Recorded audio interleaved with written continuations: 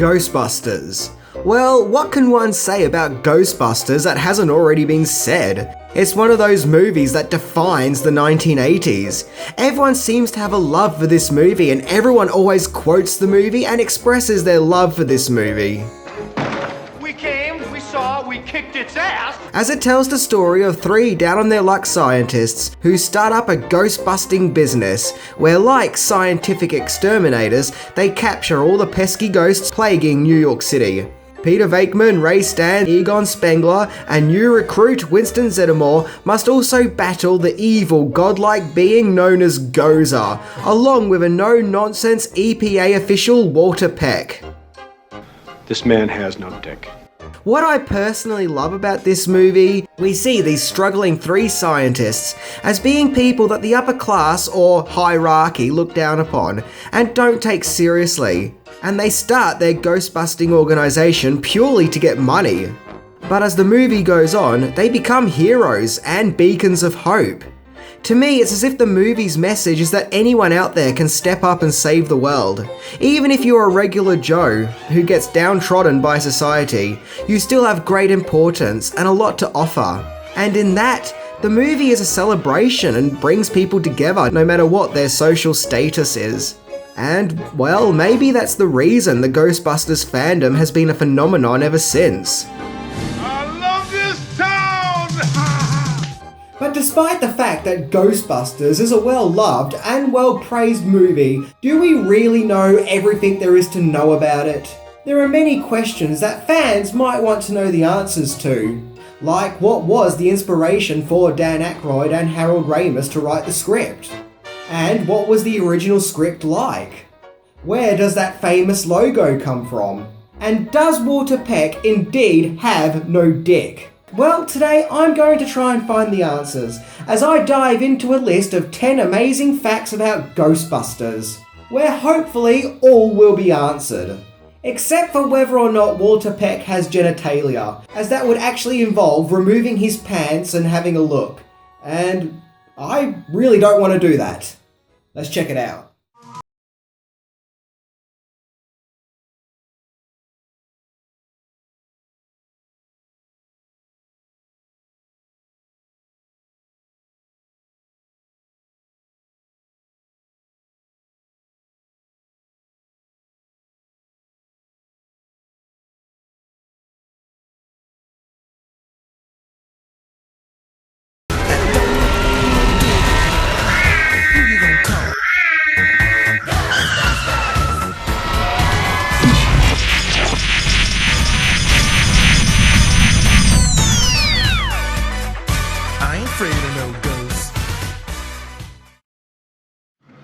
Ray, when someone asks you if you're a god, you say yes!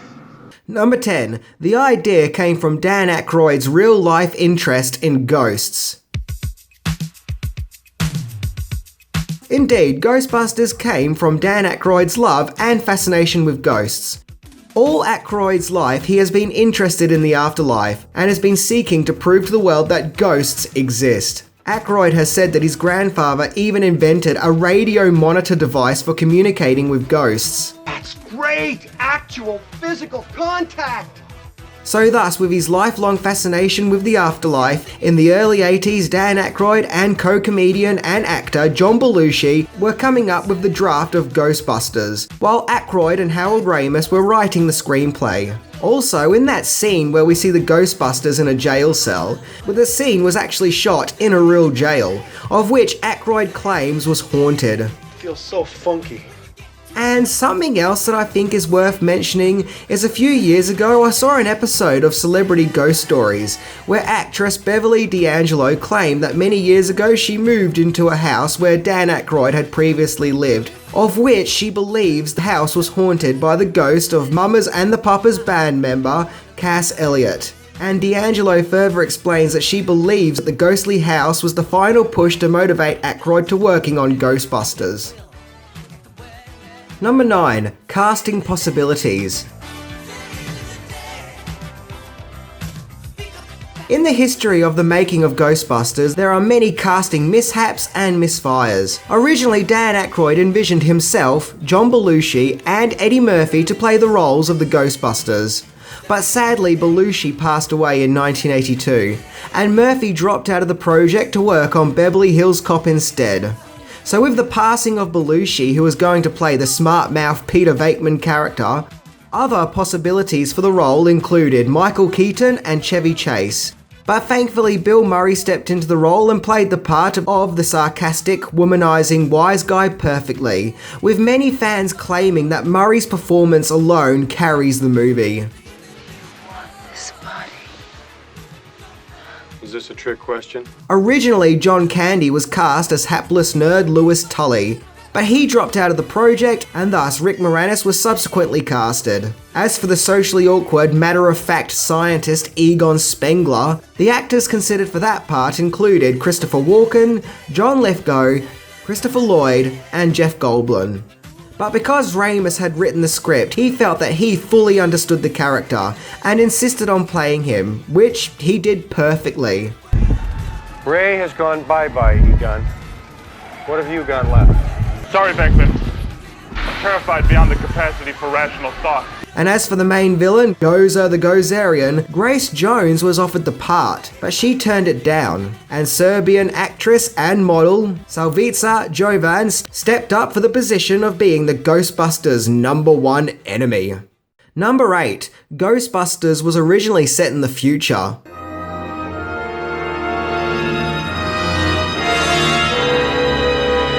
Believe it or not, but the early drafts are drastically different to what Ghostbusters finally became.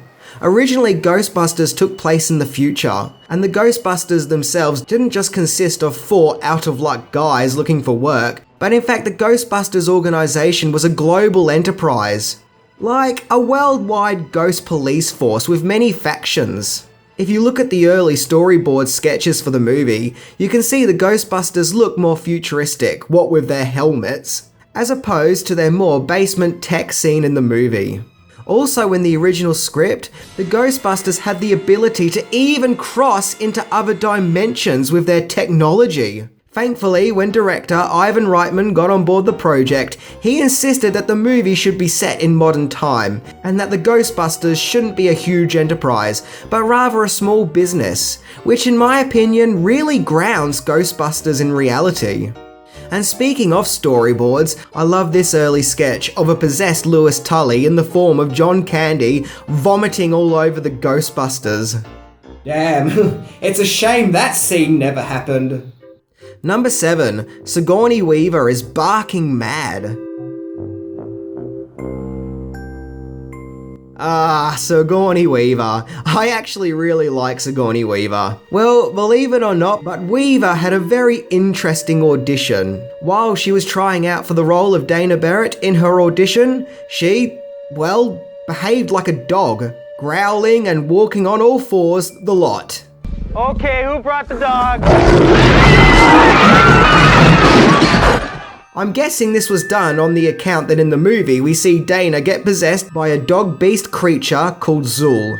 Now this sort of behaviour may freak some people out, but not director Ivan Reitman. He was so impressed with her bizarre behaviour in the audition, he instantly casted her. So yep, not only can Sigourney Weaver kick alien butt, but it also seems that she's pretty good at barking too. Also, that creepy scene where Peter is trying to talk to a possessed Dana, where in a fierce growling voice she says there is no Dana, only Zool. There is no Dana, only Zool. What a lovely singing voice you must have. Well, that demonic voice was actually provided by none other than director himself, Ivan Reitman. Number 6. Slimer's Legacy. Despite the tragedy of John Belushi's death, Aykroyd still managed to keep him in the movie somewhat. In spirit, at least. In the form of Slimer, the hungry, obnoxious, blobby green ghost seen in the movie. Aykroyd saw this ectoplasmic ghoul as being the spirit of his former friend and co-worker. And if you watch the movie Animal House, you'll totally understand why. As Belushi's character Bluto is actually very similar to Slimer. in that he is self-indulgent, obnoxious, destructive, and is a bit of a pig. I'm a zit. Get it? In fact, the cafeteria scene from Animal House, where we see Bluto stuffing his face, is actually very similar to the Slimer scene where he is stuffing his face in a hotel. So what do you guys think? Could Slimer be the ghost of Bluto from Animal House? Also, in the first Ghostbusters movie, Slimer doesn't even have a name. He's referred to as quote unquote a disgusting blob. It was only after the movie, what with the release of the animated series The Real Ghostbusters and the sequel Ghostbusters 2, that Slimer officially got his name, which he obviously got from the famous scene where he slimes Peter Venkman. He slimed me. Originally, the production crew called the mischievous ghost Onion Head to put an emphasis on the ghost's foul stench. But thankfully, Onion Head never caught on, as that just doesn't sound right. Number 5, there was an Atari 2600 game and it was horrible.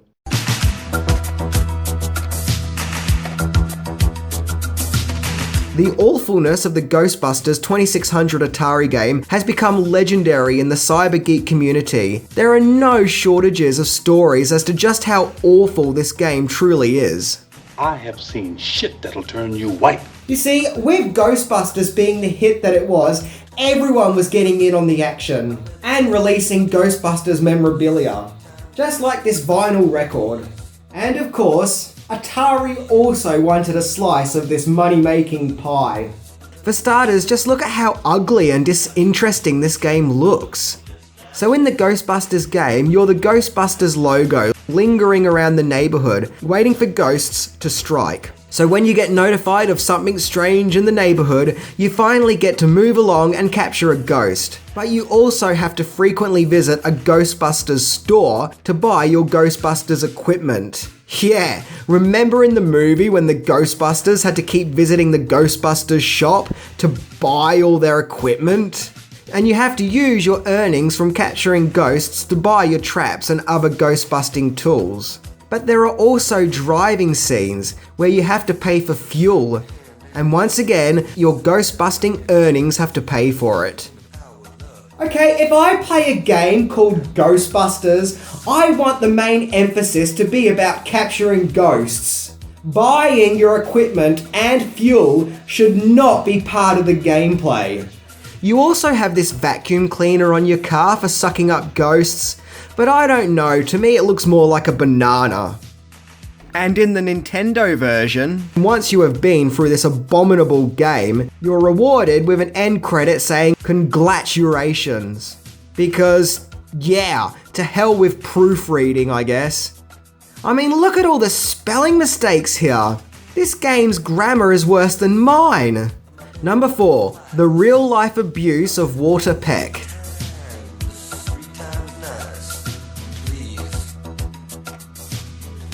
In Ghostbusters, there is something of a main human antagonist called Walter Peck, who works for the EPA, who isn't too impressed with the Ghostbusters' handling of radioactive materials, and goes out of his way to shut the Ghostbusters down, and in doing so, unleashes a herd of ghosts onto the city. And to top it off, he even has the Ghostbusters arrested and thrown in jail. And if the character wasn't unlikable enough, the character was played by William Atherton, who played the role with such a villainous twinkle in his eye. In other words, this was the character you love to hate. However, it seems that people took their hate for this character a bit too far, as after Ghostbusters, Atherton was getting abused by people wherever he went, with people venting their hatred of Walter Peck onto the poor actor. In fact, on one occasion, he even supposedly got attacked in a bar. Yeah, when it gets to the stage that people are starting to use physical violence, you know shit has gotten out of control. Oh, honey, help me up here, please. Asshole! Okay guys, calm down. Leave the poor guy alone. I feel really sorry that William Atherton has had to endure this abuse, simply for being good at playing a character. Guys, if you ever see Atherton out and about, please don't beat him up. Okay, it's not as if Arthurton himself is trying to shut down the Ghostbusters. And the Ghostbusters aren't even real for that matter. It was a character that he played. Oh my god, I can't believe I'm doing a public plea for the people to leave this poor guy alone. Number 3, song controversy. One of the most identifiable aspects of not only the movie but the entire Ghostbusters franchise in general is the catchy and funky as hell theme song by Ray Parker Jr. There's something strange in your neighborhood. You can call Ghostbusters! I swear this song never gets old and still sounds as catchy and as fresh as it did back in 1984. And I love how it gets listeners to participate in the song by screaming out Ghostbusters! Who you gonna call? Ghostbusters! However, the song stirred up quite a bit of trouble, resulting in lawsuits. You see, when Ghostbusters was in production, Huey Lewis and the News was asked if they would come up for a song to help promote the movie, but they turned down the offer, probably because at that time they were working on making songs for Back to the Future. So pop singer Ray Parker Jr. was brought on board to create a funky song to help sell the movie off with. And he did, producing the great song we all know and love. However, Huey Lewis called foul when he heard the song and claimed that the background music beats of Ghostbusters totally ripped off his song, I Want a New Drug.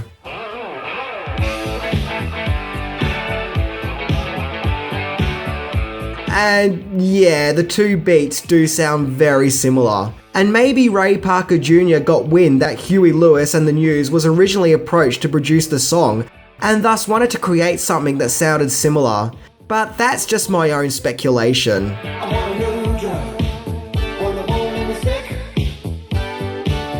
So a court case ensued, and Ray Parker Jr. was ordered to pay Huey Lewis an undisclosed amount of money for ripping off his tune.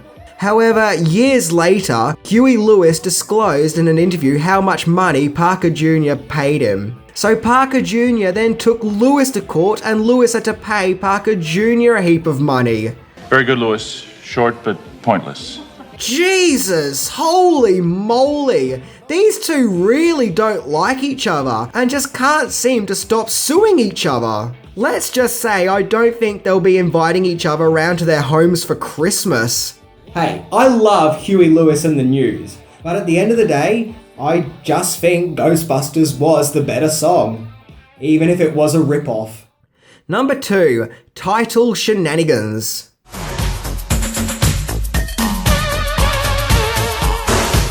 What is in a name, indeed? Although you would think that something as simple as a movie's title wouldn't stir up trouble, or even long-lasting controversies for that matter, that wasn't the case for Ghostbusters. You see, in the early days of Ghostbusters production, the movie was called Ghost Smashers, which to me really doesn't have a ring to it. The project was then called The Ghostbusters, with ghost and busters being two different words. But along came Filmation, who said, hang on a minute, you can't use that title, it belongs to us, on the account that in the 1970s Filmation brought out a live-action comedy series called The Ghostbusters. So in order to use the title Ghostbusters, Dan Aykroyd had to drop the word "the" from the title and combine ghosts and busters into one word and pay a fee to Filmation. However, after the mega success of the movie, an animated series was bound to ensue, and Filmation asked if they could produce the animated series, but were rejected as cartoon company Dick were brought on board to produce an animated series. So Filmation thought, screw you guys, we'll make our own Ghostbusters animated series, to which they did. An animated series based off their live-action TV show. Only the title was all just one word, just like the movie, and of course the word "the" was removed from the title, just like the movie, which was their legal right to do so, but this was obviously done to cash in on the fame of the newfound Ghostbusters name, thanks to the movie. So to inform viewers that their cartoon was the legitimate deal, The Dig cartoon that was based off the movie was called The Real Ghostbusters. Basically, the moment that Dan Aykroyd decided to call the movie Ghostbusters, it started a chain of events that was still unfolding many years later. Number 1. The story behind the logo.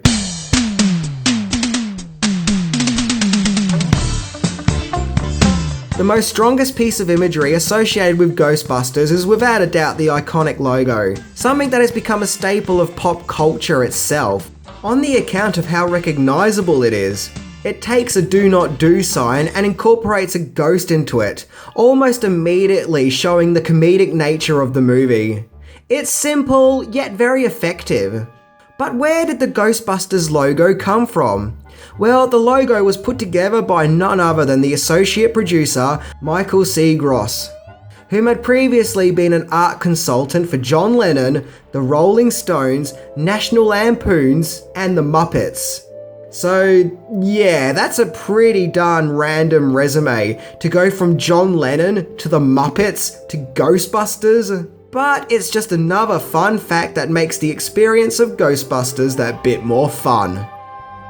Sadly, however, Michael C. Gross passed away in 2015, just 1 year after Harold Ramis sadly passed away. But the works and talents of Michael Gross will always live on through the incredibly iconic logo that he created, just in the same way as Harold Ramis will always be remembered for co-creating this wonderful movie.